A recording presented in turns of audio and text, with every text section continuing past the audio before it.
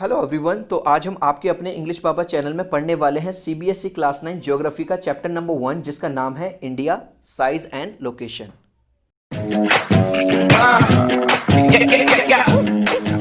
तो जैसा कि आपको चैप्टर के नाम से ही पता चल रहा होगा यार, चैप्टर का नाम है इंडिया साइज एंड लोकेशन, यानी इंडिया मतलब भारत देश, हमारा देश, और उसके हम किस चीज़ को पढ़ने वाले हैं, उसके साइज को पढ़ेंगे और लोकेशन को पढ़ेंगे। तो चलिए सबसे पहले भारत की लोकेशन देखते हैं। लोकेशन कहाँ है? India is located over equator. India जो है इक्वेटर के ऊपर लोकेटेड है। अब बच्चा कहेगा सर हमें तो इक्वेटर नहीं पता, इक्वेटर कहाँ है? तो यार यहाँ पे देखो क्या है इक्वेटर। ये जो लाइन जा रही है मेरे भाई, ये है इक्वेटर। और इक्वेटर के ऊपर कौन सा देश है? आपका अपना ये रहा इंडिया, मेरा भारत महान। अभी भी क्लियर नहीं हुआ? नेक्स्ट डायग्राम से यहां से समझो। मान के चलो जो पूरी जो ग्लोब है, पूरा जो अर्थ है वो एक बॉल है, ठीक है। अब एक बॉल को, एक गेंद को आप बीच में से दो टुकड़ों में बांट दो एक लाइन खींच के। तो आपने क्या किया, एक लाइन खींच दी, ये खींच दी एक लाइन, और जिससे क्या हुआ, पूरी की पूरी जो बॉल थी, पूरी की पूरी जो अर्थ थी, वो दो पार्ट में डिवाइड हो गई। अब जो ऊपर वाला पार्ट है वो भी बराबर है और नीचे वाला पार्ट है वो भी बराबर है, लेकिन हमें इससे कोई मतलब नहीं है क्या बराबर है क्या बराबर नहीं है। हम क्या कह रहे हैं कि हमारा जो कंट्री है वो इक्वेटर के ऊपर यानी यहां पे लोकेटेड है। इतनी बात क्लियर है? आगे चलता हूं। ये भी एक ग्लोब ही है, ठीक है। ये बीच में जो रेड लाइन जा रही है ये इक्वेटर है और इसके ऊपर इंडिया है। और अब फाइनली लास्ट टाइम यहाँ पे और देख लो, अब आपको एक एक चीज़ क्लियर हो जाएगी। ये जा रही मेरे भाई बीच में इक्वेटर जा रही है, ये जा रही इक्वेटर, ठीक है। और इसके ऊपर ये रहा मेरा भारत देश महान। तो मेरे सारे बच्चों को इतनी बात तो क्लियर हो गई कि जो इंडिया की जो लोकेशन है दैट इज ओवर इक्वेटर। आगे बढ़ जाऊं, चलिए जी। अब एक और चीज़ आपको समझने की ज़रूरत है, वो ये India totally lies in north of equator. अब एक बात तो समझ में आ गई थी कि जो इंडिया है वो इक्वेटर के ऊपर तो है, लेकिन उसके साथ साथ नॉर्थ में है, नॉर्दर्न हेमीस्फीयर में आता है इंडिया। इतनी बात क्लियर हो गई? पहली बात इक्वेटर के ऊपर है और दूसरा नॉर्दर्न हेमीस्फीयर में आता है। अब बढ़ता हूं आगे। अब हम बात करेंगे इंडिया के लैटिट्यूड की।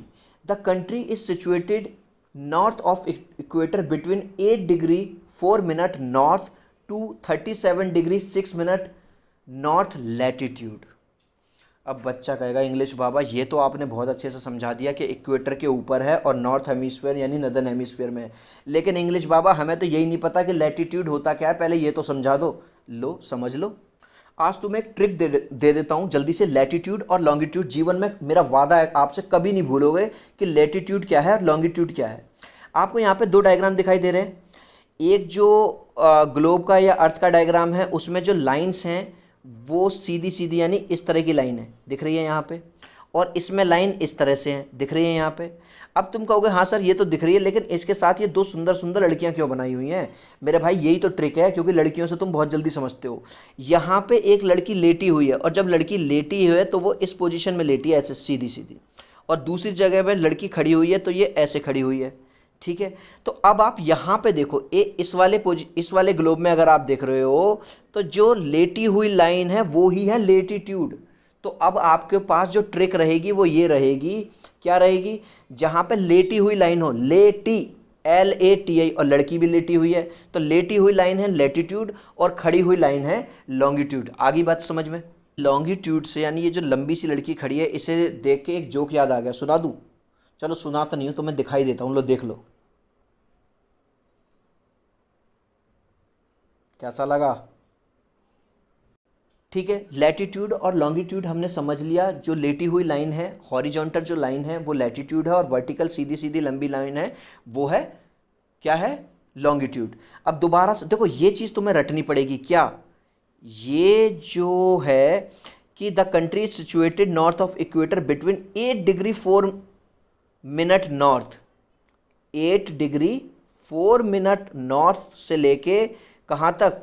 37 डिग्री 6 मिनट नॉर्थ लैटिट्यूड पे, ठीक है। इतनी बात याद रखना लैटिट्यूड की। अब हम बात करेंगे लॉन्गिट्यूड पे। पोजीशन क्या है? लॉन्गिट्यूड पे जो भारत की जो पोजीशन है वो है 68 डिग्री 7 मिनट ईस्ट से लेके 97 डिग्री 25 मिनट ईस्ट तक, ठीक है। ये लॉन्गिट्यूड और सॉरी लैटिट्यूड और लॉन्गिट्यूड की पोजीशंस हैं, ये प्लीज़ रट लेना, याद रख लेना और इनका स्क्रीनशॉट लेके रख लो। चलिए अब हम एक और लाइन की बात कर लेते हैं जिसका नाम है क्या, ट्रॉपिक ऑफ कैंसर। पहले हमने कौन सी लाइन के बारे में पढ़ा था, इक्वेटर के बारे में पढ़ा था, ठीक है। अब हम पढ़ेंगे ट्रॉपिक ऑफ कैंसर। और जो ट्रॉपिक ऑफ कैंसर है वो कैसी लाइन है, वो है लैटिट्यूड। और जो लैटिट्यूड होता है वो कैसा होता है, लेटी हुई लाइन, समझ रहे हो, ये जा रही ए, ये जा रही, दिख रही है, लैटिट्यूड, ठीक है। अब जो लैटिट्यूड है, ट्रॉपिक ऑफ कैंसर जो है, passes through the middle of India, ये भारत के बीचों बीच से गुजरती है। क्लियर हो गई एक बात। जो लैटिट्यूड है, ट्रॉपिक ऑफ कैंसर, हिंदी में इसे कर्क रेखा बोलते हैं। ध्यान रखना, ये वाली बात पूछ लिया जाता है, ये कहाँ से निकलती है, भारत के बिल्कुल बीचों बीच से निकलती है। अब हम बात करेंगे समुंदरों के बारे में, ठीक है।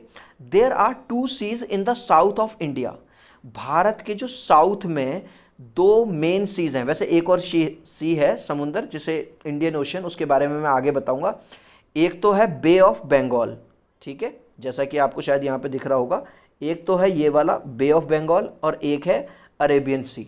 कहाँ पे, भारत के साउथ में। देखो यार, एक एक चीज़ समझते जाना, बड़ा प्यार से समझा रहा हूँ, ठीक है। आगे बढ़ रहा हूँ, ये रहा है, दिख रहे हैं आपको, भारत के साउथ में आ गए। एक तो मिल गया अरेबियन सी, दूसरा मिल गया बे ऑफ बंगाल और तीसरा जिस सी की मैंने बात करी थी आपसे, इंडियन ओशन, ठीक है जी। याद रखना, Arabian sea, bay of Bengal और इंडियन ओशन। इतनी बात क्लियर हो गई, आगे बढ़ रहा हूं। Location of Andaman island and Nicobar island. अब अंडमान आइलैंड है और निकोबार आइलैंड है कहाँ पे, बे ऑफ बंगाल में। बच्चा कह रहा है इंग्लिश बाबा बिल्कुल भी समझ में नहीं आया, क्या कह दिए तुम। देखो अभी मैंने आपको ये बताया था, भारत के जो साउथ में ये 3 तरह के मेन ओशियन है, सीज हैं, अरेबियन सी है, बे ऑफ बंगाल है और इंडियन सी है। अब यहाँ पे जो आइलैंड हैं वो कौन कौन से हैं, अंडमान आइलैंड है और निकोबार आइलैंड है। अब बच्चा कहेगा इंग्लिश बाबा ये तो बता दो आइलैंड होता क्या है। लो यार, तुम आइलैंड समझ लो, व्हाट इज आइलैंड। आइलैंड होता है ये, यानी कि धरती का एक ऐसा टुकड़ा, जमीन का, लैंड का एक ऐसा टुकड़ा जो चारों तरफ से पानी से घिरा हो।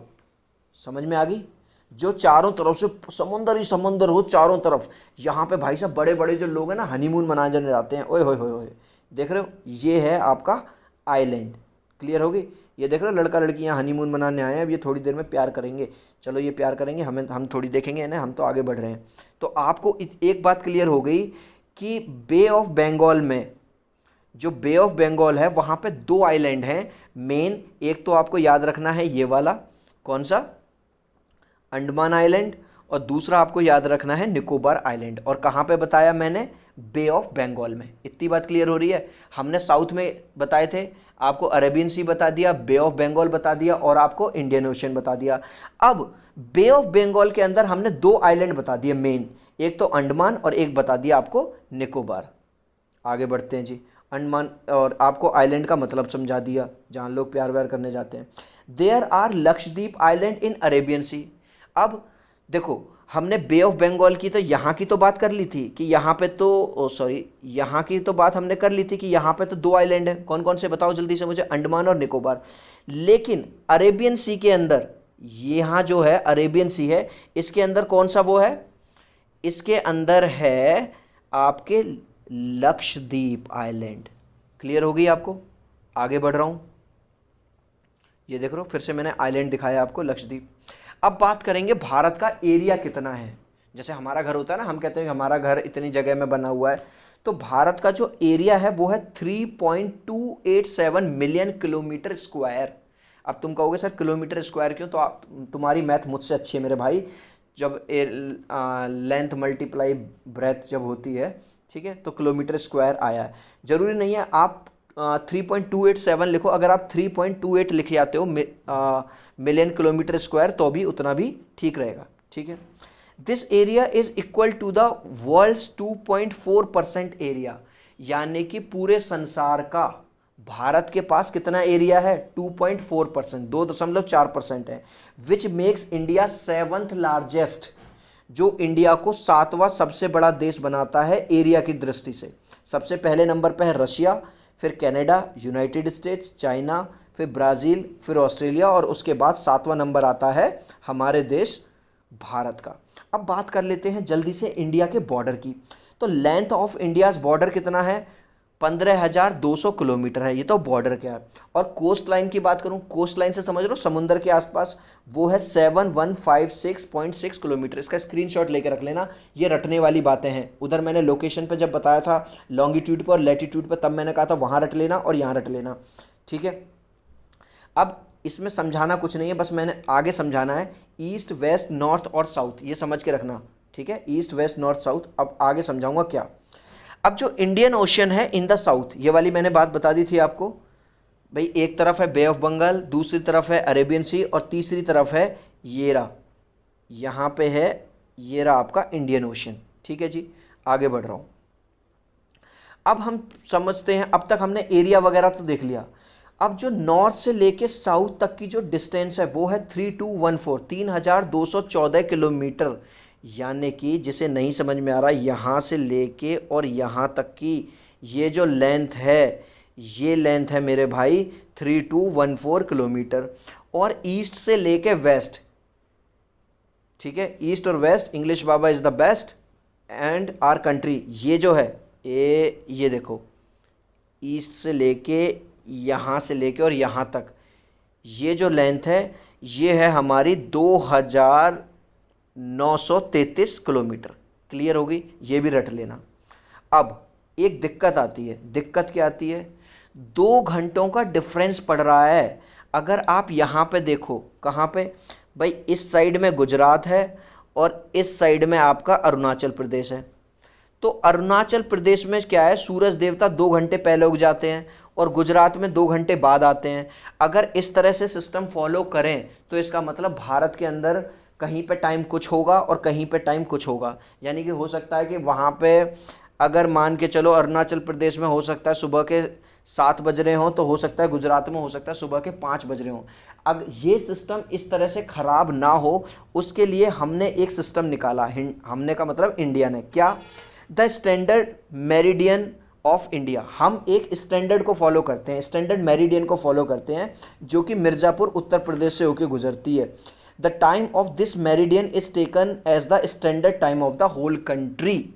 अब यहाँ देखो, हम क्या करते हैं, इसके हिसाब से चलते हैं, इस लाइन के हिसाब से, जिसकी वजह से हमें फ़ायदा ये मिलता है कि अगर फॉर एग्जांपल मैं अगर यहाँ पे 5 बजे हैं तो हर जगह 5 बजे हैं। क्या मेरी बात आपको क्लियर हुई? ताकि वो डिफरेंस ना आए, उसके लिए हमने एक स्टैंडर्ड पैरामीटर बना लिए। अब हम बात करेंगे advantages of India's location. Advantage का मतलब होता है फ़ायदा। भारत की जो लोकेशन है इतनी अच्छी जगह पे है कि इंडिया को उससे बहुत सारे फ़ायदे हैं। जब जैसे number 1, India is located in the centre of Asia. भाई आपको पता ही है, जो आपका जो देश है ये सेंटर है किसका? एशिया का। अब एशिया का सेंटर होने से ये फ़ायदा है, अगर देखो, अगर आपका जहाँ घर है वहीं से पास में स्कूल पड़ता है, वहीं से पास में मार्केट पड़ता है, वहीं से पास में हॉस्पिटल पड़ता है, वहीं से पास में बस स्टैंड पड़ता है, वहीं से पास में रेलवे स्टेशन पड़ता है, तो इसका मतलब आपका जो घर है वो एक प्राइम लोकेशन पे है ना। ऐसे ही जो इंडिया है वो एशिया के बीचों बीच में आता है, जिससे हमारी कनेक्टिविटी दूसरे कंट्रीज़ के लिए बहुत अच्छी बन जाती है। दूसरा, India has largest coast line in Indian ocean. देखो ये वाली बात, क्या ये कोस्ट लाइन है? तो यहाँ पे ये इंडियन ओशन है, तो ये हमें कोस्ट लाइन मिल रही है। कोस्ट लाइन का मतलब समुंदर के किनारे का जो एरिया है वो हमें मिल रहा है। उसकी वजह से हम समुंदर के रास्ते से भी एक जगह से दूसरी जगह आसानी से जा सकते हैं। और इसका फ़ायदा क्या हुआ? तीसरा, connectivity to Europe, Africa and west Asia from west coast.